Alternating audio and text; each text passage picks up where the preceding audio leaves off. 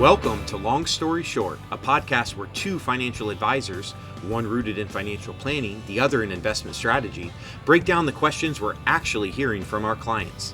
Each episode, we tackle one or two real-world issues that matter to high net worth individuals, from market-moving news to personal finance decisions with lasting impact. No jargon, no fluff, just clear, thoughtful insights from the front lines of wealth management. We keep it short, but we don't cut corners. This is Long Story Short. Welcome to episode 18 of Long Story Short. I'm Andy, and I'm joined here with Adam Newman. And Adam, we sometimes get the coolest things from clients. I know some of our clients are just insanely talented. I know you got one of these too, but take a look at this. This is a handmade American flag, wooden. I don't know if you can see the detail there, but it's like wavy and stuff. Like, just the amount of skill to make something like this is incredible. Yeah, for those of you who can't see,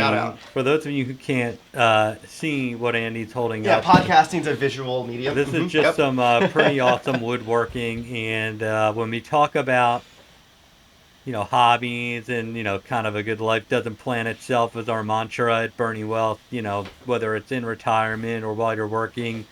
Our clients have some really cool hobbies, some of which involve some serious talent, and that certainly falls into that camp. So, love it.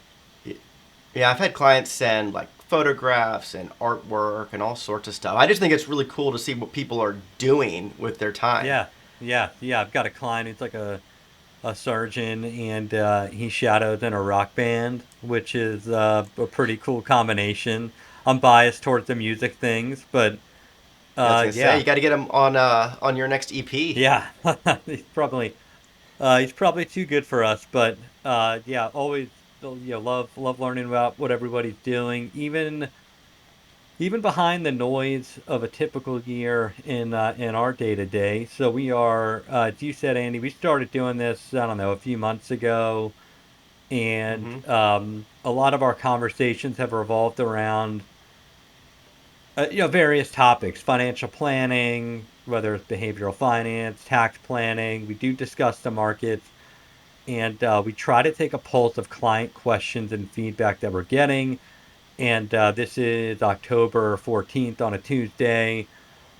Between Friday and today, the markets are doing what they normally do in a given year, is misbehave. So we've gotten a lot of client questions and feedback around that. So I pulled up a chart I'm going to share, and it essentially references, especially in a calm year, relatively calm year like this, once we got beyond the craziness of April, calm few months, let's call it.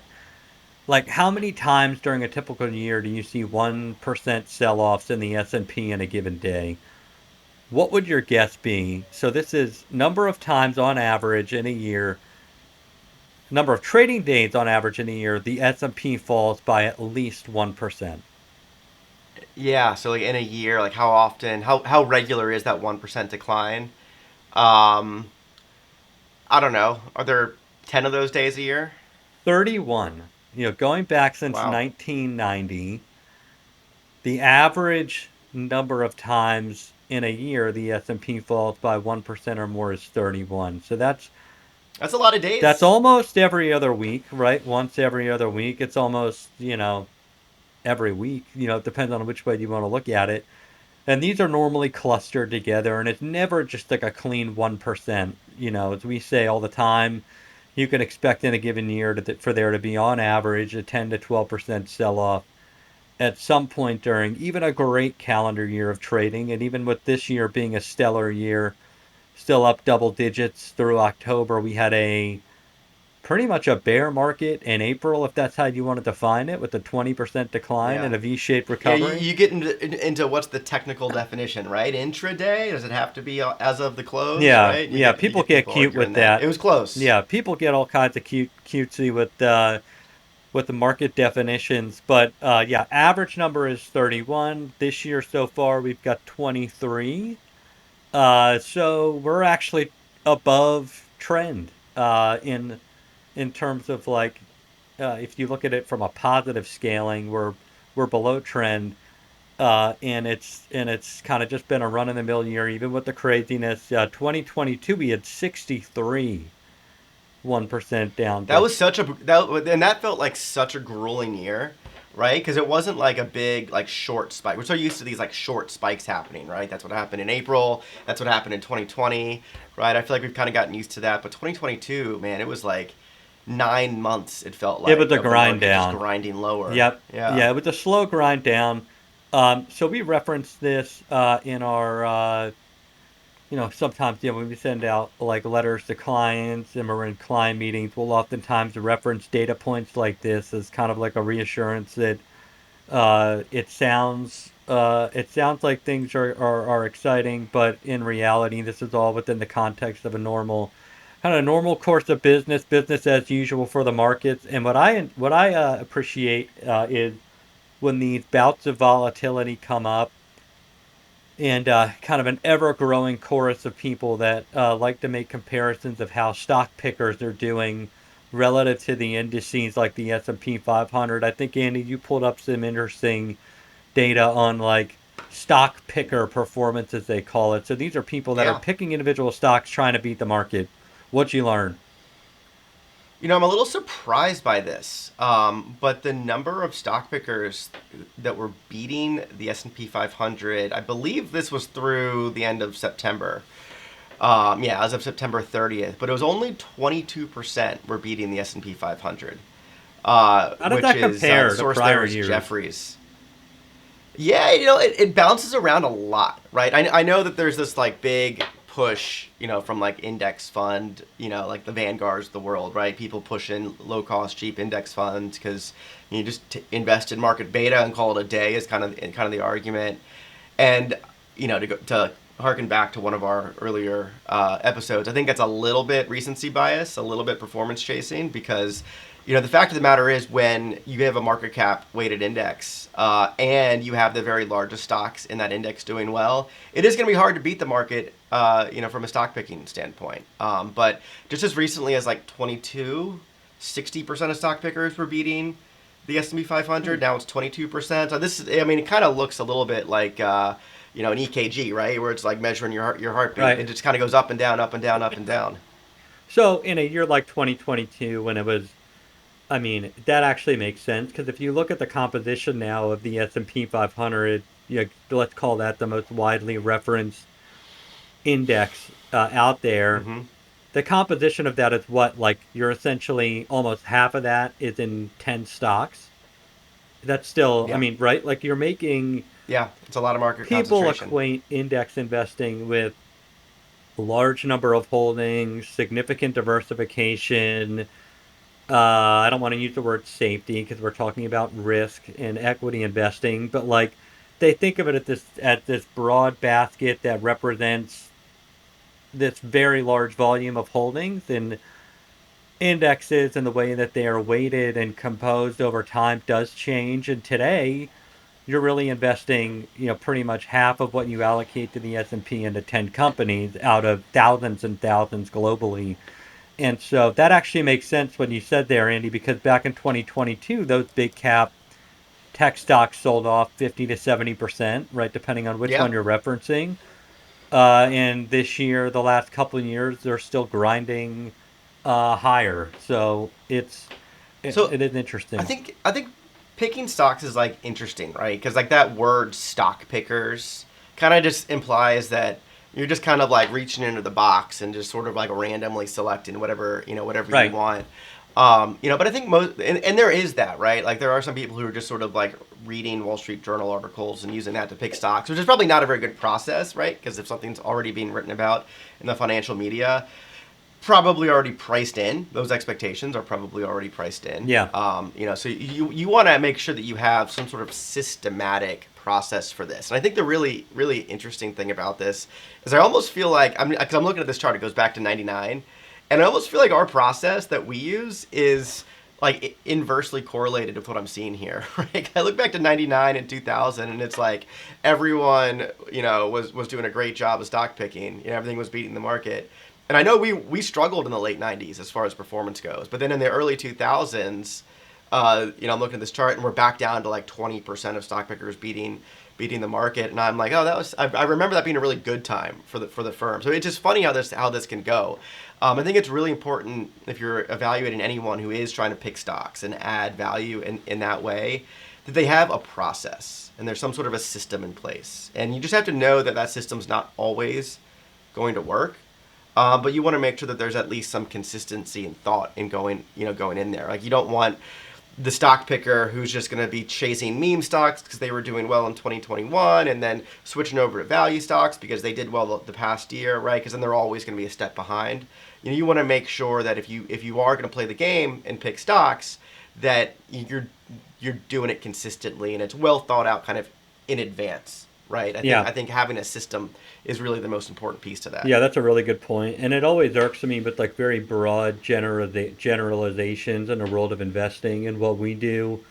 Um, you can pick a number of examples, but it's like when someone says the bond market or someone says the stock market or someone says stock pickers. I mean, there's literally thousands of individual choices you can make under the hood of any of those categories. And, Andy, like, the old school stock picker was the broker that would call you on a Friday and say, Yeah. Hey, Mr. or Mrs. Smith, can I trouble you with a few shares of this company today? They do X, Y, Z, and, just kind of like throwing individual stocks at the wall on demand. And then there's, on the other end of the spectrum, like people with very clearly defined processes and a long track record. So it's just like anything. This all moves in waves, and going back to your lesson on behavioral finance from a few episodes ago, we tend to anchor to what's happening recently, and everything is not what it appears on the surface. And I still think today, with like the S&P being concentrated in a handful of companies and mean reversion being a real thing, and valuations are stretched at the index level, which is perfectly normal and isn't really a market timing indicator, but it does tend to lead you to believe that balance over the long run is going to pay off. So it's really interesting to me. So there's like two ways you can calculate the S&P 500, right? You mentioned that as being the index that we wanted to focus on here. There's the one way that's the traditional way that weights all the companies by market cap. That is, the very largest companies get the most pull, so like the top 10 companies or something like 50%. I know the Mag 7 are like 35%, right, of that index. A lot of concentration there, right? But there's another way you can do it with the same grouping of stocks. Instead of market cap weighting, you just equal weight everything that's in there. So now Apple gets the same weight as the 500th biggest stock in the index, right? And I feel like I've been pointing this out for years now. And it wasn't this way earlier this year. This is just sort of like a recent phenomenon here in the last month or so.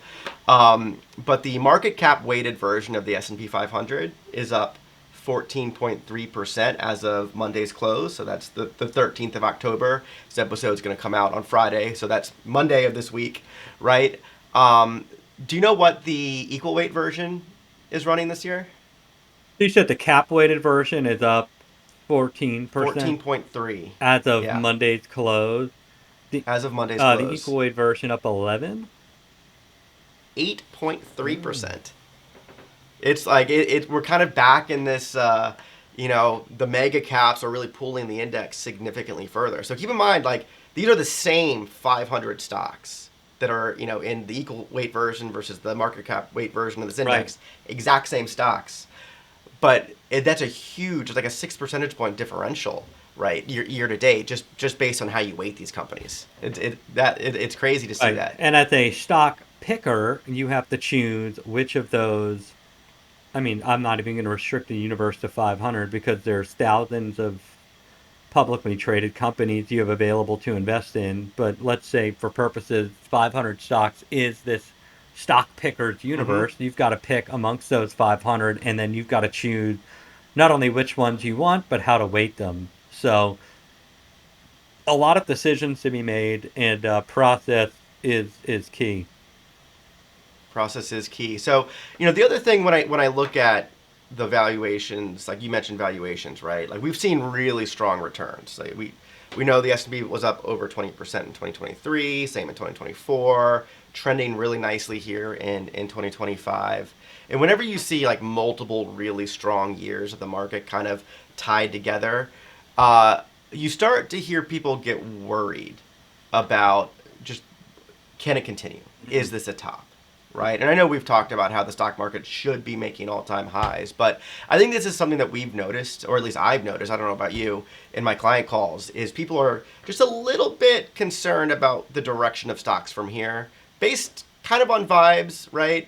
There's a lot of chaos going on all over the world, really. There's probably a lot of reasons to, you can find something that's a little bit concerning, right? So it's kind of my vibes. It's kind of just based on things have done really well for a while. I'm curious, like, what do you say to people when they talk about being concerned about stocks kind of being at this really high level? Well, a couple things. I mean, the first thing you want to point out is that and it's the kind of a question I'll pose to you in tandem with this, is like, is there ever a time when things are going well enough for everyone not to be worried? Like, I feel like even any time the market's Yeah. going up, it's like this double-edged sword. It's So I'll say there was one year based on the chart that you sent us. It was 2017. There were only 4 days where we had a 1% drop in the market. But even then, So people remember what people were outside of worried that about year, then? It was all like the North Korea stuff. It was what was happening that yeah, year. I mean, it was like that was still a tenuous year in the headlines. So I don't think people, I don't think people are ever happy when the market's going up. Like, I think they like to see their balance grow, and maybe happy's not the word, but I feel like there's always sure, concern. Yeah, like the fact that right. Well, there's the fact something that that the can keep market's you up. going up in and of itself is a concern to people. It's like a balloon. They think of it like a balloon, and you keep inflating it, and it has to pop. Yeah. I saw a I saw a really interesting tweet. So like whenever something's happening in the market, I've got like certain like social media accounts that I follow, right? And maybe we can do a whole episode. I think we did this, but like, we could do a whole episode on like how to read headlines and try not to overreact. But like there's certain people I go to on social media in like the FinTwit world, so to speak, who I think just consistently produce like really good posts and are really clear headed about this. But I saw a post here, and Eric Balchunas is Bloomberg's ETF analyst and reporter, and he's usually one of those go to guys for me. And so he was responding to a tweet that said, "An entire generation watched The Big Short, thought Michael Burry was cool, and spent the next decade calling everything a bubble." Right? And Balchunas said like he's been saying the same thing. The Big Short made top calling cool, but it was the uncool buy and hold optimists who got rich, and he calls it the big long. Right? I think that's like a really good bit of advice. Right? It can be a little boring to be buy and hold. It can be a little scary to be buy and hold. But if you're optimistic about the direction of the stock market, it's been such a great bet. And the people who are always calling tops, are always, trying to suggest that you should, go to cash, take some risk off the table. They're leaving money on the table. Yeah, and you talk about recency bias in our behavioral finance episode, and I think that this ties directly into that. I remember very vividly post financial crisis in like from the back half of 2009, 2010, 11, and 12, which if you look on a chart now were fantastic recovery years for the market. All I heard was double dip recession, Oh, I European forgot. debt That's another one of those crisis. terms. We need to make a list, by the way, of things that people bring up every now and then that like no one really knows what they mean until everyone knows what they Double mean. dip. Like stagflation, double dip recession, Yep. V shape, W shape, L shape recovery, like all this stuff. Yeah, Right? the We double got to make a dip, whole that's all list. it was. And then it just moves on to the next thing. So Yeah. I think like when you ask that question, like about these conversations around like is it a top, no matter how much we share about like all-time highs on a forward-looking basis, producing above average returns historically, data on all-time highs tend to cluster. The nature of bull markets is when things are good, they're really good, and they can stretch longer than you think. All of that historical anecdotal data, I think, even when we lay those things out, it's just the psychology of something's got to give. Something has to give or pop, and and there's no escaping the bears that are out there and Yeah. loud. Well, I mean, but the loss, but like it's also like the bear in your head, Hmm. right? Because the losses always feel worse than the gains feel good, Yeah. right? It's something like 2 to 1 as far as that ratio goes. They've studied this, right, in people's brains. So like, I think part of the reason why people latch on to those negative headlines and those risks in the market is it's completely rational behavior. They're simply trying to avoid pain, right? That's what's going on in your brain. Yeah. Yeah. It's it's something that's table stakes for what we do, having those conversations and understanding that it's normal to feel that way. Our brains have been millions of years to wire themselves, and that's a lot of wiring to undo when we were Yeah. figuring ourselves out over that length of time. And money is probably the most sensitive subject. And on that note, I want to plug a book I just finished. It just came out last week, by Morgan Housel, one of my favorites. You're talking about Oh, all of his books are so good. favorite He's follow. another one of those guys, by the way. Yeah, he's one of my go-tos. Yeah, you're talking Yeah. about the people you like to follow on Twitter. He wrote the book The Psychology of Money, which is incredible. One of the best personal finance books I've ever read. Just came out last week with The Art of Spending, and Hmm. not directly related to the stock market and stock market movements, but it talks really well about something we run into all the time, which is for clients that are accumulating, when is enough? How do I want to spend to meet what makes me feel really comfortable with my lifestyle? And how do I do this in a world of like social media and direct comparison, where we're always seeing the super yacht and the fancy lifestyles on whatever social media platform we use? But like, There's always someone richer than me, yeah, right? how do you Like find your always, you comfort can always find zone? that person. And I Yeah. think that does tie into investing. Just like finding your sweet spot personally for the amount of wealth that feels right to you, and how to weigh your nest egg against the stress of life and a job. And it does a great job kind of coaching you through how to think about those trade-offs. And market risk is one of those, like just continuing to chase the next 10 or 15 or 20 plus or 10 bagger stock is a big endeavor to undertake. But it does a good job connecting the investments with the art and I love the art of spending, because it's not a science. You hear the Yeah. 4% rule, you hear all these people trying to come up with nice little formulas on spending and how much to spend. And I get asked all the time by clients, well, how much do I spend compared to everyone else with this size portfolio? Like there's this, and it's not like The it's, social comparisons, yeah, right? but It's like so people want to natural. know. It's such a Yeah. hard thing because there is no science. It's almost all art. And it's really good. So I thought that conversation around just like risk and the psychology of investing, there's definitely a psychology to spending. So I thought that book Yeah. was awesome. The Art of Spending, Morgan Housel. I've had some good conversations with clients recently about that topic, where it's like they can spend more and they struggle to spend more. So yeah, I'd say that's definitely something to check out. I pre-ordered the book, so I have it. I need to read it, but I'll make sure to do that based on your recommendation. Yep. Yeah. What other topics So do we have in a queue? yeah, no, that's it for the episode. I was just gonna say we started, kind of related to the art of spending here. With the art of spending time in retirement, right? And we were talking about what clients are doing with their time in retirement. It's not always just golf, right? So my question to you, Adam, is let's fast forward the clock, a few decades here. When you're in retirement, how are you spending your time?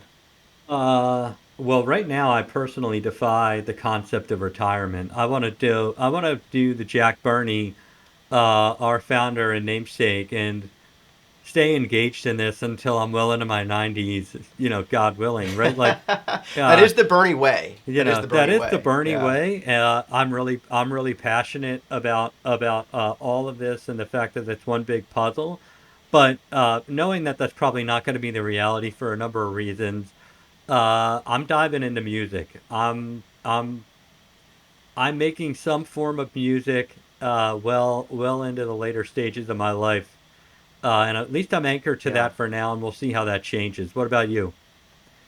Yeah. Oh man, I'm probably following my favorite sports teams around the country. I'd love to see a bunch of different barns where my Caps play hockey. The season just started.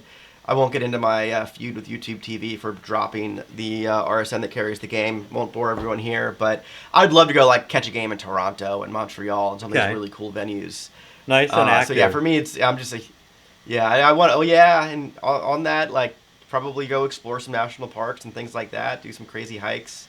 That would be on my list while able, right? Yeah, well, I tell people, for my clients that are actively like making that jump into retirement, one exercise I always like to put them through, as I say, get a blank calendar, and pretend it's your first month of retirement, and kind of fill in the days. What are you doing? And I always get really good feedback on that. I think people surprise themselves. Normally, when someone retires, they've got this backlog of house projects and things they want to do. Right. So it's kind of cheating the first month because you have a laundry list of things to get to. But if you think beyond, the first few months of retirement, I think that normally catches a lot of people when they look at the calendar. They're like, well, I think I need to plan this. We spend so much time obsessing over the numbers and have I hit my number? Can I spend? And I'm a big advocate of you should be spending equally as much time figuring out what you want to do. So maybe that's something we'll touch Yeah. on a future episode in the spirit of open enrollment season for Medicare and those getting insurance on the exchange. I'm preemptively scheduling for next week to do a little discussion on kind of the ABCs of Medicare and the Affordable Care Act tax credits if they're still around by then. So we'll Let's post dive into it that. next week. Any other questions? It's info at, no, long story short, at Bernie, BURNEY.com. Send in the questions. Keep them coming. We'll see you next week.